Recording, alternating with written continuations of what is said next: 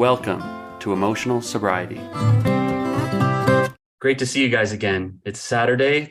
Where I'm at, the sun is shining. It's beautiful, but we're stuck inside talking about emotional sobriety. But for me, that's not a bad thing. How are you guys doing? How's emotional sobriety hitting you today? Well, wait, let's deal with reality. By the time this show airs, you're going to be in Thailand. Yes, I'll be in Thailand.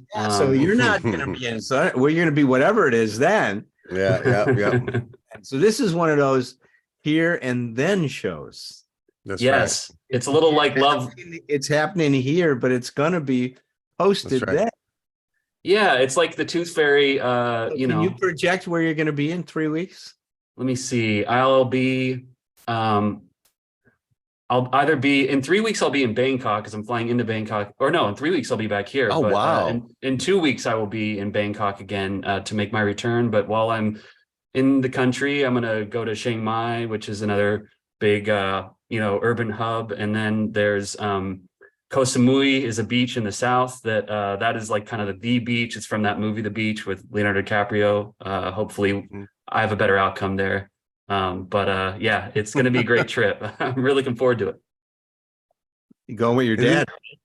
Yeah. He, the last time my dad and I took a trip together, it was in Mexico, and I was a teenager a long time ago. And we hadn't, we actually at the beginning of COVID, we were supposed to go to Wuhan, like right as COVID popped off, we were going to go into the den, the lion's den, and luckily, not so luckily, we ended up losing some money on our reservations and whatnot. But I guess the lucky part is that we did not end up doing that trip. Well, good thing you did. We could have blamed it on you. Exactly. I would have been patient zero. I was the capybara that started the whole thing. Hey, listen, I'm an alcoholic with lots of experience in being deceptive. If you give me a little time, we can come up with a way to still blame it on Patrick. Oh, I love it. Yeah, Good creative narrative. Well, so this is just you and Maddie going? Oh no, Maddie's gonna be holding down the fort with the cats. I'm just going with my dad. Yeah. This is just you and your dad. Oh wow. I didn't even know that. I must have been sleeping. Father-son sojourn into. That's a beautiful thing. I'm grateful, and I'm not going to be hammered through any of it. So I'll be able to remember anything, God willing. God willing. Quite a wonderful contrast, isn't it? Oh God, yeah. I wouldn't have been able to. I've actually in the past I've gone out with my dad to see live music, and just kind of abandon him to go find the bar and then somehow just end up elsewhere. That is a thing that used to happen. And I have a lot of shame about that. I was not very present in our father-son relationship. That's a very great and very concrete example of just when we're lost in whatever addiction we have, we have a different value system where we don't have a different value system. We're operating out of a different value system. So your behavioral value system was different from your authentic actual value system. You were there with your dad, but your addiction was saying, we got to go get something. We got to get something to drink. What an asshole, that addiction. Don't like him. No kidding. But we have these programs in us. I don't even think they're aspects of us. They're like these little programs in us that are so narcissistic, that are just basically, it is their way and that's all. It's not even their way or the highway. It's just their perception, their way to do it. And they operate inside otherwise good people. And that's not to make an excuse for us, because it's our job to recover from that.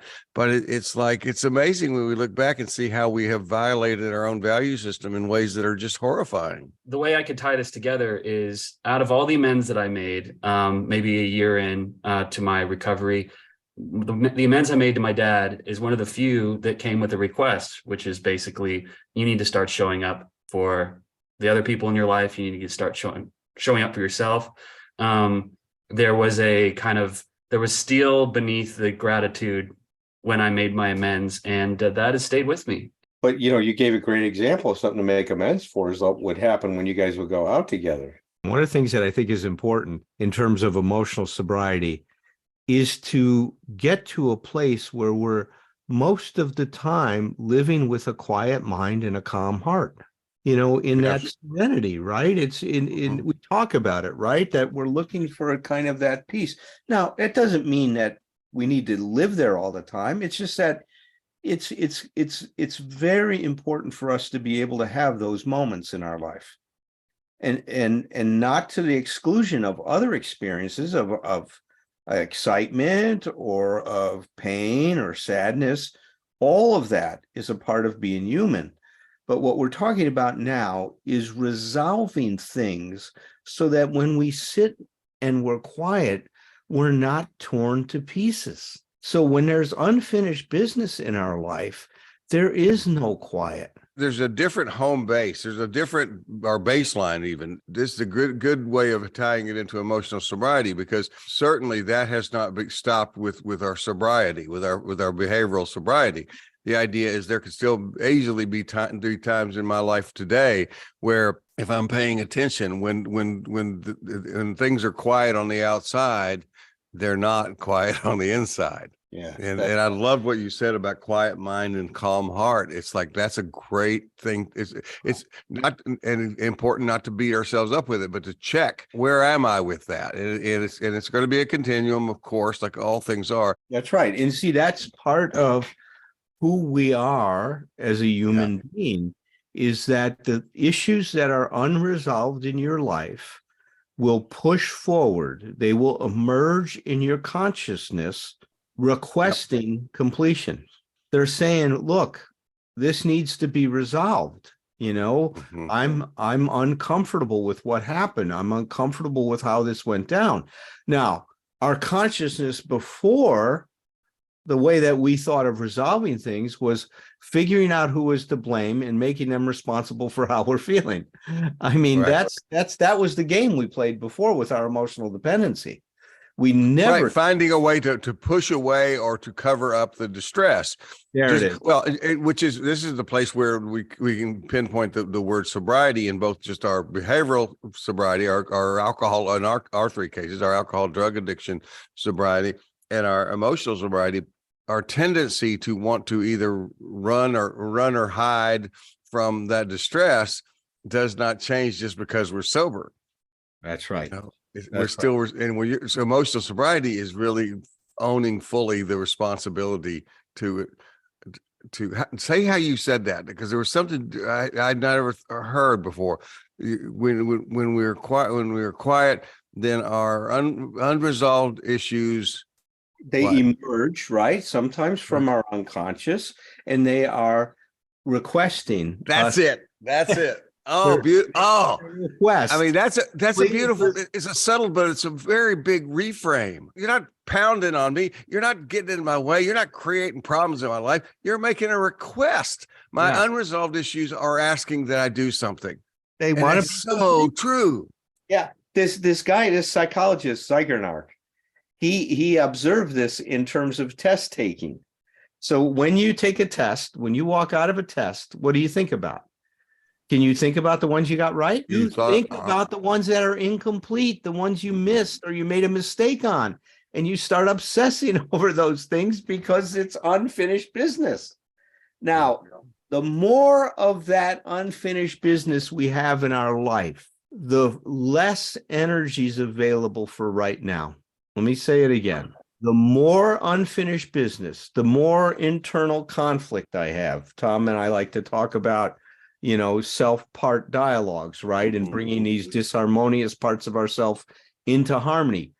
What's the reason for that? Is because then we are now able to have more of ourself available to deal with life.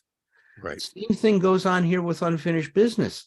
The more unfinished business I have, the more energy. It's like, it's an energy suck, right? It's just pulling the energy out of our life to manage the tension around this unfinished business.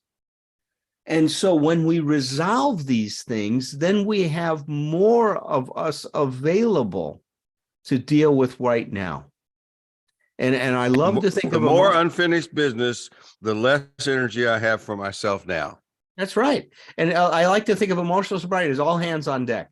I need every part of me That's it. to join in this Mhm. this experience called life, right? To join Mhm. in my adventure in life to be able to cope with it the best I can. But when I fracture myself and don't resolve these things, Mhm. I'm limping through life. I'm only bringing part of me to the present moment. Not And you know what, this ties into to something that one of the things that is a pet peeve of mine is when people are talking about athletes do this a lot. They go, I'm going to give 110%. It's like you know what, you're ruining the whole damn metaphor there. It's like you don't have 110%. It's like the whole thing about having 100% of anything at any time is it forces us to choose what we do. I can't just have, it's like I can't give 90% of my income away and say, well, I need some extra, so now I'm going to give myself 40% more. It's like I can't do that. It's the energy is the same thing. So I like because the choice, the forced choice 100% gives us is about value system. And that's what you're describing intrapersonally, you know, and I need to take a look at that. And if I've got 25% over here that's hanging out and just and with the reframe you're saying, really requesting, and maybe for me, because I'm slow to listen or stubborn to listen, is maybe insisting sometimes that I do something about this unfinished business, then that's 25% that basically is just going to be spent there until I do something. But when I do it, I free the energy. Yes. There's absolutely been a release of energy from all the amends I've made. Even just now, the ability to sit here and kind of bat a little bit above my average in talking to you guys and kind of creating content for people that we hope will have, some palliative effect, to their recovery or like broaden their understanding of these concepts. I really needed, I think, to kind of get on the wire and own all of the mistakes and the slights I'd done against people and the wreckage that I caused. And there were new ones falling out of the woodwork. After I made my initial amends, I'd remember things that, wreckage that I'd caused that then, That doesn't stop, by the way, Patrick. yeah, Alan's farther along than I am, but I'm 37 years in, I'm 69 years old, and I still will have those times where I go, oh shit. And I'll think about somebody in some situation in which I go like, there's more to do. well, I Yeah, but appreciated what you were it's a talking part of the about. practice. Yeah, I appreciate what you talked about, what you picked up with what Roger said about, how we encourage people to compromise themselves, right? So, God, isn't that oh yeah, powerful? no, that was I thought that was an incredible contribution to Thursday night. But look, what you're saying too is that, so Patrick, I want to make sure that we're making clear we're not bad people trying to become good people. Right. I said this on Thursday night. This is so important that we understand what the mission is here is to take responsibility. We're trying to have more agency in our life. We're trying to be more of what we can be, is the way Bill says it. And one of the things that is possible for us as human beings is to integrate our experiences. Integration is an essential part of who we are. And that's why these things call forth and request to be addressed, because there's a part of us that is constantly moving towards wholeness. And those things that are keeping us from being whole are going to emerge in our consciousness to give us an opportunity to get out of our way so we can integrate them. So we can start putting, it's Humpty Dumpty therapy, right? Mhm. Putting Humpty Dumpty back together again. That's how I think about it. And so, there's a wonderful opportunity here in making amends. At the end of last show, I was mentioning to you guys that I married a childhood sweetheart. She was my first wife. Mhm. I met her when we were 16. I mean, I was so enamored with her. She was as cute as can be, and we got together, and I mean, I created this drama at Robert Square Park where these two parks were going to fight over her. I mean, it was an unbelievable scene. And then I disappeared to the Marine Corps, right? After this whole thing blew up, right? And so I wrote to her a few times from Vietnam, and then I came back and I got into this field, right? Into counseling and stuff. And back in 1970, either I think 73 or 74, probably 74, the Association for Humanistic Psychology had a big annual conference, and it would happen to be in Chicago, and that's where Denise lived. And so when I went back there, I'm hanging out downtown. This conference was amazing, by the way. This was at the height of all of the human potential movement, and I mean, the workshops were amazing. So I decided to go in town, my old neighborhood, see if I could see if Denise was around to just say hi to her, right? So I go to her house, and I see there was a light up in her room, and I'm ringing the doorbell. I'm tossing stones up to her window to try to. Well, she was just breaking up with a guy, and she thought she was being stalked by him. so she didn't answer, right? But I left. I said, "Hey, listen, Denise, I'm in town. I'm at this hotel. Give me a call if you'd like to get together for lunch or something like that." So she did, and we connected, and we rekindled our relationship. And a couple years later, we got married in California. She moved out there, went to school. Anyway, to make a long story short, the relationship ended, and it didn't end in a great way. I don't want to go into details. I don't want to break her, confidence and stuff like that and what went on. But I really did not deal with the ending of that in any way I could feel good about myself. I was very focused on protecting myself, worrying about my needs, and totally lost sight of her completely. Never realizing to what extent I had done so. So about 4 months ago, I reached out to her. She, every now and again, she'll reach out to me and say, "How you doing? I still think about when we met," and all these kinds of things. And kind of we go back and kind of reminisce, nostalgia, right? And so about 4 months ago, I said, I realized I've never made amends to you for what happened at the end of our marriage, and I owe you an amends, and I'm so sorry. And I said all this stuff, and then I don't know what I was doing at the end. I said, "But there were some times that you pissed me off too." She got so pissed off at me. She comes back and says, "You were pissed off. Let me tell you what I went through." She laid out to me what happened to her after the way I left and after I left, and what it meant to her. She was devastated. She felt so betrayed, so abandoned, to the degree that I never, ever wrapped my head around. I didn't want to see it. And so finally, she shared all that with me, because I reached out, because we're doing step 8 again, right?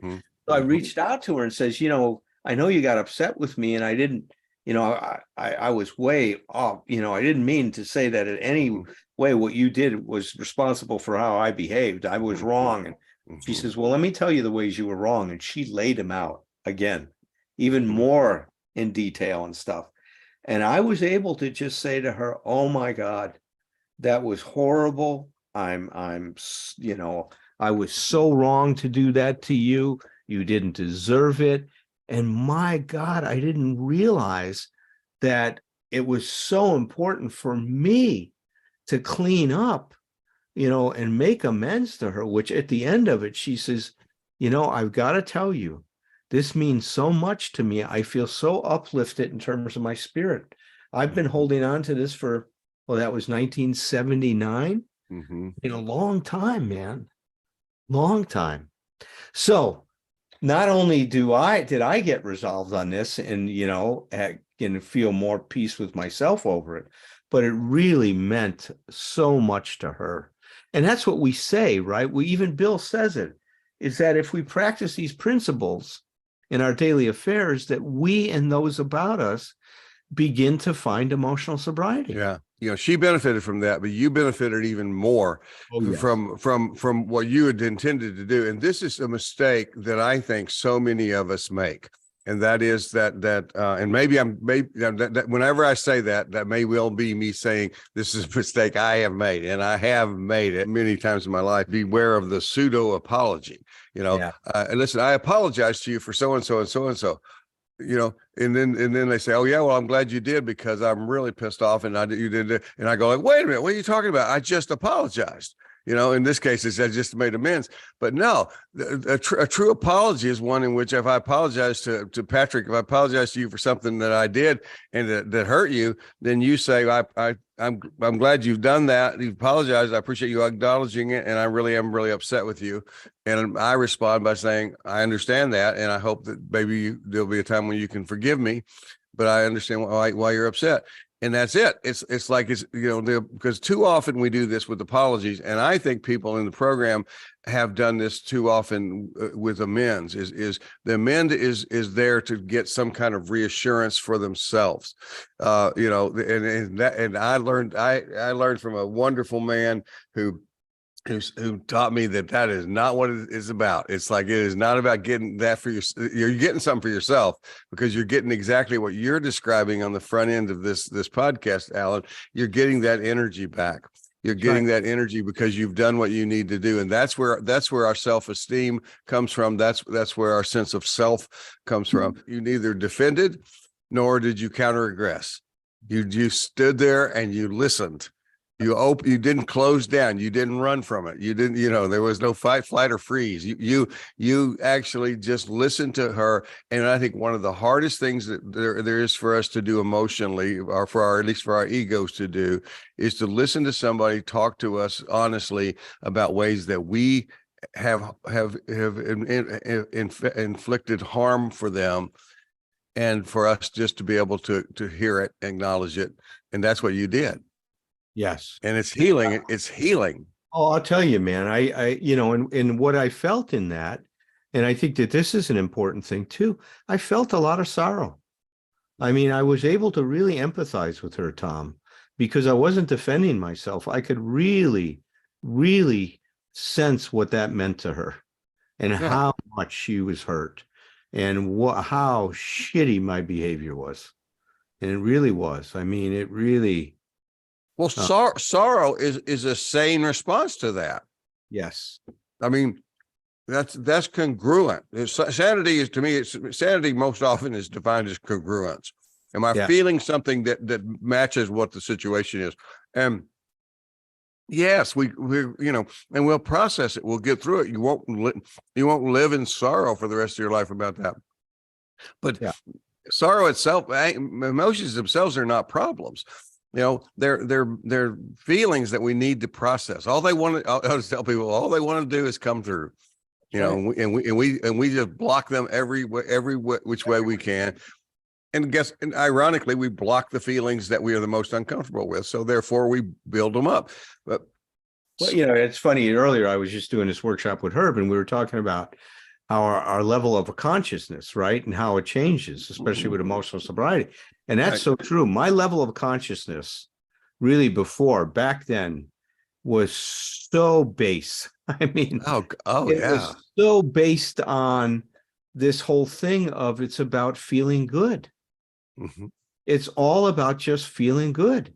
And I was so hedonistic. I mean, that was the guiding principle in my life. That was my true north. That was my guiding star. Right. If it feels good, do it. If it doesn't, run from it as fast as you can. Well, and part of that hedonistic part is also total lack of awareness that you are that way. Because that's one of the things I also said on the Thursday night. That's right. By the way, people listening are not joining us on Thursday night. Please join us. These conversations just get better and better, in my opinion. And it's almost a little bit like group therapy, with the four of us talking. Sometimes I think it's like one of us, things you guys bring up, just tap into stuff that I'm talking about. But that was one of the things I was saying when we were talking about the 8th step the other night, which was I'm amazed. And I have been for a long time. I'm amazed when I look back and see, the way that how hedonistic I was, how selfish I was, and how mostly how unaware I was of that. That I still saw myself as the white hat. Saw myself as the good guy. It's not like I was secretly going, twisting my mustache and in my villainous way, saying, ha ha ha. It's like, no, of course, who do we con the most in all of our internal bullshit? It's ourselves. And we were thinking we were good guys. I say that to everyone, Tom. I said, before you gaslighted anybody else in your life, you gaslighted yourself first. Boy, like nobody's business, man. That's true. We're always drifting towards wholeness, but I would be foolish to assume that I'll ever fully arrive. It's a process, and it's a lifelong process. But I don't want anybody to hear that as a defeatist idea. No. It's just humility, right? It's just understanding that that's the path that we want to take. You're right. We're going to be integrating stuff the rest of our life. Mm-hmm. That's part of our purpose in life, is to integrate. We started doing that early on in our life. It's a major, major force in our development. Yeah, what I'd say is I hope to be doing that on the day that I just drop off the planet, looking in a healthy way for ways that we can improve. Well, until next time. Sounds good. Tend your life, tend your myth. Cultivate your narrative with whomever you're with. Then with glass in hand and children on one knee, bring some stories, bring your stories back to me. It ain't a crime to be a human. Never be ashamed to be yourself. Rest assured that whatever you're doing will entertain me like nobody else. So here's to us, my old friends, until it's time to drink the wine and break the bread again. With glass in hand and children on one knee, bring some stories, bring your stories back to me.